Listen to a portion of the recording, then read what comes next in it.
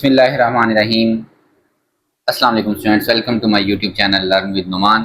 आज की इस वीडियो के अंदर अपने सेकंड ईयर के चैप्टर 14 का टॉपिक फेज देखेंगे, जो कि हमारे पास सिंपल हार्मोनिक मोशन वाले चैप्टर में से है। वीडियो स्टार्ट करने से पहले आप लोगों से गुजारिश है कि चैनल को लाजमी सब्सक्राइब करें और वीडियोज़ को अपनी क्लास वालों तक ज़रूर शेयर किया करें।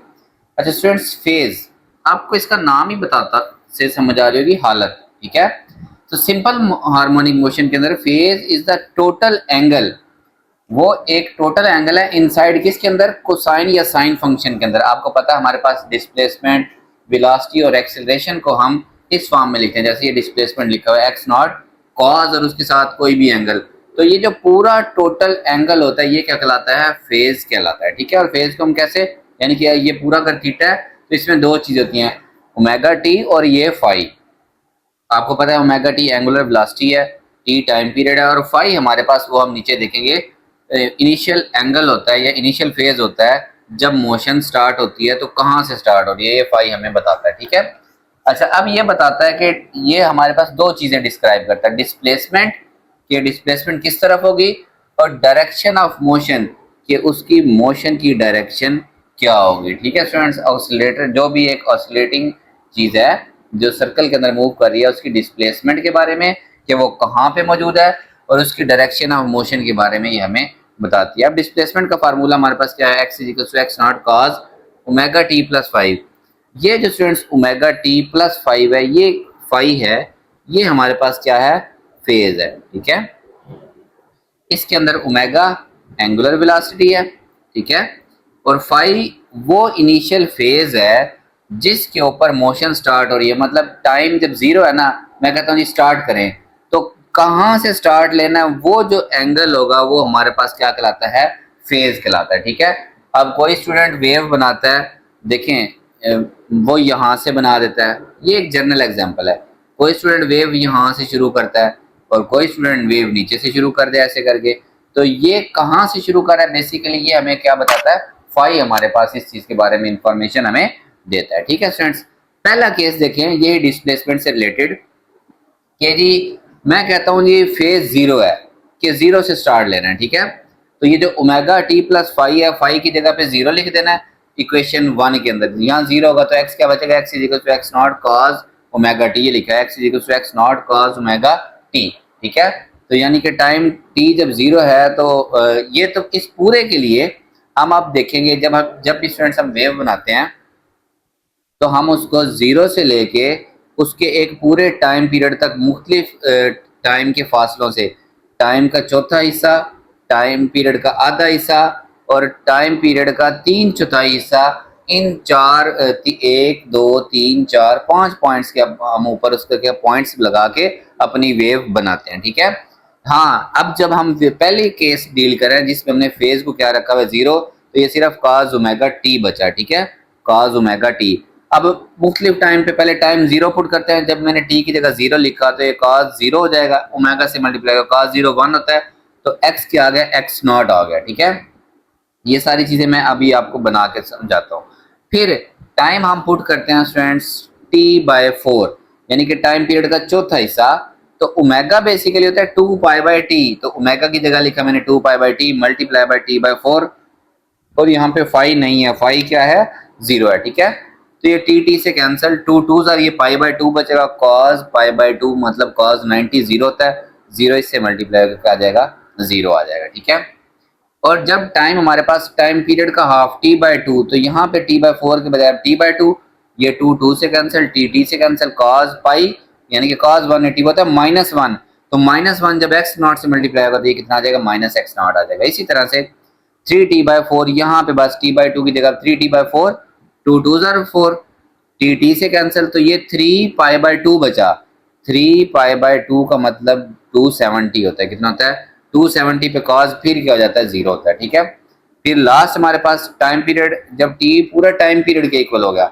एक्स नॉट कॉस ये 2π/t, वैसे क्या वैसे अभी इसकी जगह पे क्या लिख देंगे, टी, टी टी से कैंसिल, कॉस 2π का होता है स्टूडेंट्स 1 होता है, 1 को एक्स नॉट से मल्टीप्लाई करेंगे तो ये क्या आ जाएगा, एक्स नॉट आ जाएगा। तो मैं इसकी वेव बनाता हूँ आपके सामने, देखें ये आपके पास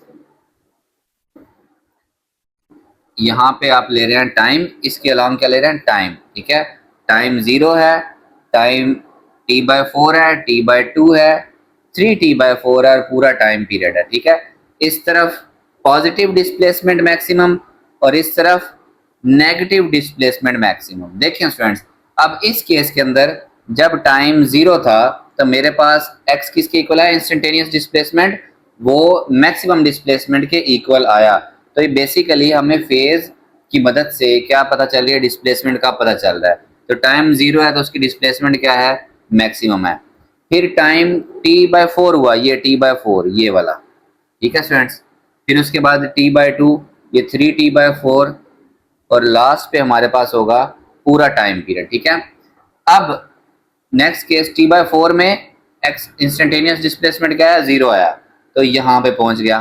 ठीक है, फिर t/2 हाफ में -x0, तो ये -x0 इधर है, इसके सामने यहाँ पे। ठीक है, फिर उसके बाद जब 3/4 हुआ तो फिर 0 हो गया, यहाँ पे इस पॉइंट पे आ गया, और फिर जब t हुआ तो फिर x0 यहाँ ऊपर आ गया। तो ये वेव बेसिकली ऐसे स्टार्ट होती है, आपने इसको ऐसे ही बनाना होता है। ठीक है, आपने इनको सीधा सीधा नहीं बनाना होता। ये इसकी कोसाइन वाली वेव बन गई। ठीक है, तो ये हमारे पास वेव है जब हमारे पास फेज क्या था, फाई हमने कितना लिया स्टूडेंट्स, 0 डिग्री लिया, फाई हमारे पास नहीं है। ओके, अब हम फेज लेते हैं स्टूडेंट्स फाई 90 डिग्री का। तो जो इंस्टेंटेनियस डिस्प्लेसमेंट था वो x not cos omega t plus ये वाला 90 डिग्री, और 90 डिग्री लिखें या π/2 लिखें, ये आपकी मर्जी है। ठीक है, तो इसमें भी वही काम करते हैं, टी 0 पुट करते हैं पहले, x is equal to x not cos omega को लिखा हुआ है 2π/t और टाइम की जगह 0, तो ये 0 प्लस ये वाला 90 डिग्री। अच्छा, ये 0 इससे मल्टीप्लाई कर 0 हो जाएगा, cos 90 स्टूडेंट्स क्या होता है 0, तो ये सारा कुछ क्या आ जाएगा, 0 आ जाएगा। अब t क्या होगा, टाइम पीरियड का चौथा हिस्सा, तो x is equal to x not cos 2π/t, ये तो ओमेगा की जगह, t की जगह पे चौथा हिस्सा टाइम पीरियड का, और ये 90 डिग्री वैसे का वैसे। ठीक है, ये टी से कैंसिल, ये 2 2 जार π/2 यानी कि 90 प्लस 90 180, cos 180 -1 होता है, तो ये -x0 आ जाएगा, क्या आ जाएगा, -x0। फिर टाइम हम पुट करते हैं स्टूडेंट्स हाफ टाइम पीरियड का, तो x is equal to x0। आपकी बुक में ये सारे जो है ना डायरेक्ट लिखे हुए हैं। अब ये t की जगह पे क्या लिखूंगा, हाफ प्लस ये वाला 90 जो हमारे पास फेज है वो वैसे का वैसे, 2 2 से कैंसिल, टी से कैंसिल, पाई का मतलब 180, 180 जमा 90 270, और cos 270 पे फिर क्या होता है, 0 होता है। ठीक है स्टूडेंट्स, टाइम जो है वो टाइम पीरियड का 3/4 3/4t, एक्स नॉट कॉस ये 2π/t ओमेगा की जगह वैसे का वैसे 3t/4 प्लस 90 डिग्री। अब क्या क्या कैंसिल हुआ, t 2 2 जार, तो ये आपके पास बचा स्टूडेंट्स 3/2 पाई यानी कि 270, 270 जमा 90 360, और cos 360 पे 1 होता है, तो 1 को x नॉट से मल्टीप्लाई करेंगे तो ये क्या आ जाएगा, x not maximum positive displacement. ठीक है, लास्ट जब टाइम पूरा टाइम पीरियड के इक्वल है तो x is equal to x not cos ये 2π/t वैसे का वैसे, यहाँ पे t आ जाएगा सिर्फ प्लस 90 डिग्री, ये t से कैंसिल, 2π 360 होता है, 360 में 90 ऐड करें तो 360, तो लिखें ना लिखें यानी कि ये पीरियड होता है, इससे फर्क नहीं पड़ता। आप सिर्फ 90 पे देखें, cos 90 0 होता है, तो ये क्या हो गया, 0। इसकी अगर आप वेव बनाएं इसी को देखते हुए, यहाँ पे -x0 है, ठीक है, ये प्लस x0 है, और आपके पास बाकी क्या क्या चीजें स्टूडेंट्स मौजूद हैं, t/2 ये t/4, ये t/2, ये 3t/4, और ये पूरा टाइम पीरियड, ये t जब 0 है, t इज इक्वल टू 0। ठीक है, जब 0 था तो वेव 0 थी, 0 पे है। फिर जब t/4 हुआ तो -x0, देखें t/4 पे -x0, t/4 पे ये -x0 नीचे की तरफ, और जब हाफ हुआ तो फिर 0, फिर उसके बाद x0 पे चला गया, फिर उसके बाद 0, तो ये वेव आपके पास ऐसे करके बनी। ठीक है, अच्छा, पिछली वेव को मैं, जो ये थी पहले वाली वेव, इसको मैं अगर इसके नीचे बनाऊं आपके सामने, ठीक है, ये पहला केस था हमारा, तो ये वेव यहां से स्टार्ट हो रही थी स्टूडेंट्स, ऐसे ऐसे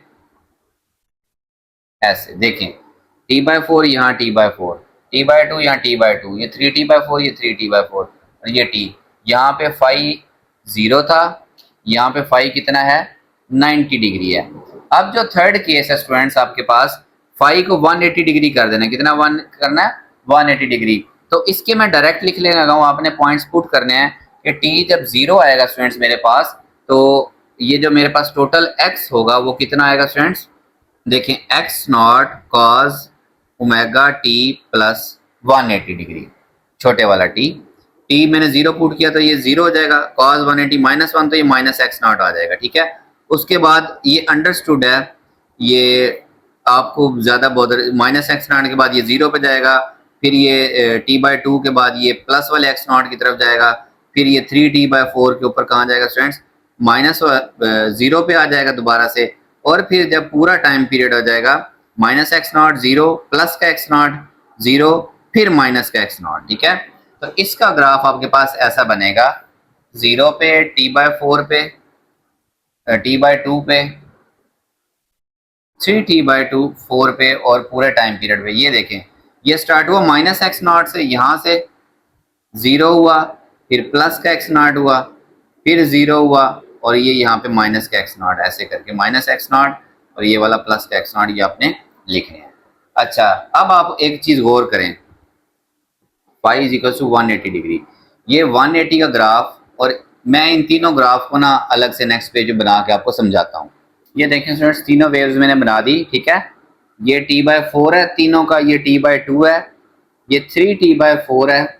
ये फेडरल बुक की जो बोर्ड की बुक है ना, उसके अंदर तो ये बहुत ज़बरदस्त टॉपिक लिखा हुआ है, आपकी बुक में बस गुजारा ही है। देखें, ये t/4 सबका एक लाइन में, ठीक है।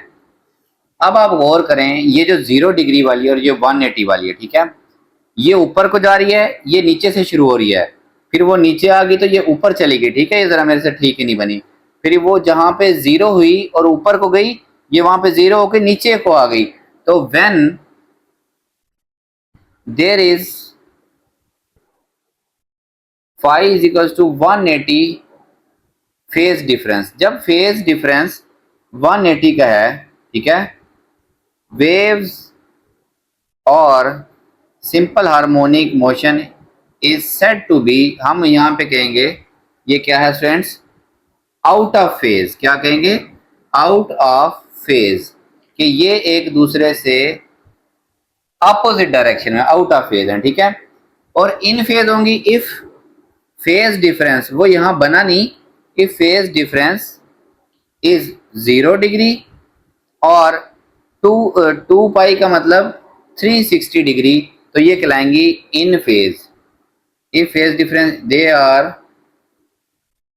Are in phase simple harmonic motion, ठीक है।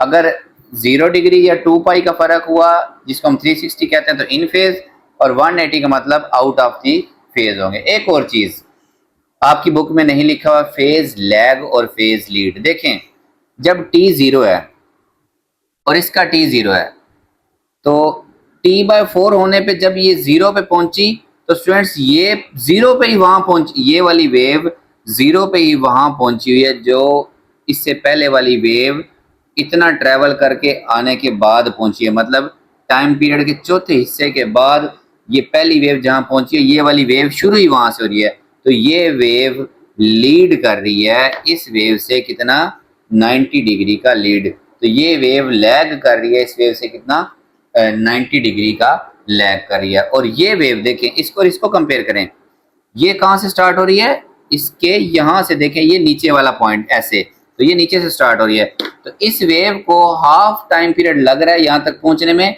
ये पहले ही वहां मौजूद है, तो ये उससे कितना, ये वाली वेव कितना लीड कर रही है, 180 डिग्री का उससे क्या कर रही है स्टूडेंट्स, लीड कर रही है, ठीक है। तो ये आपका टॉपिक था, बुक के अंदर इतना कोई खास नहीं लिखा हुआ, तो होप सो आप लोगों को अच्छे से समझ आया होगा।